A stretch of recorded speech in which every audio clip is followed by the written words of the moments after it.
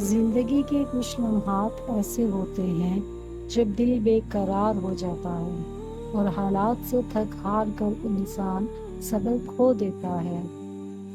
ایسے وقت میں حضرت علی کا یہ مشورہ زندگی کو سہارا دینے والا ہے۔ آپ نے فرمایا، یہ 3 کام کرو۔ نمبر 1، خاموشی اختیار کرو۔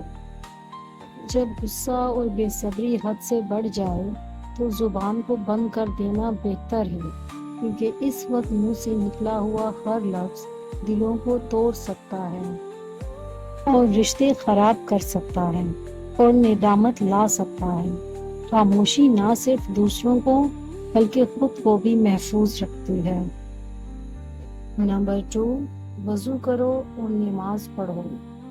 حضرت علی نے فرمایا، وضو انسان کے غصے کو ٹھنڈا کرتا ہے اور نماز اللہ سے جڑنے کا ذریعہ ہے۔ جب دل بے چین ہو تو اللہ کے سامنے جھک جانا سب سے بڑا سکون ہے۔ صبر کا دروازہ کھلتا ہے جب انسان سجدے میں جاتا ہے۔ نمبر 3، اللہ پر بھروسہ رکھو۔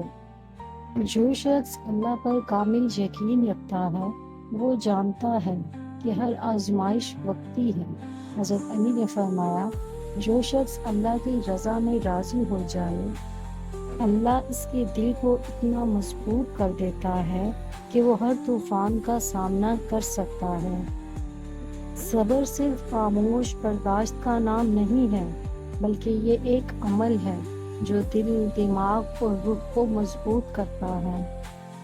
حضرت علی کے یہ 3 مشورے ہمیں سکھاتے ہیں کہ جب صبر مشکل لگے تب اللہ کی طرف رجوع کرنا ہی اصل نجات ہے۔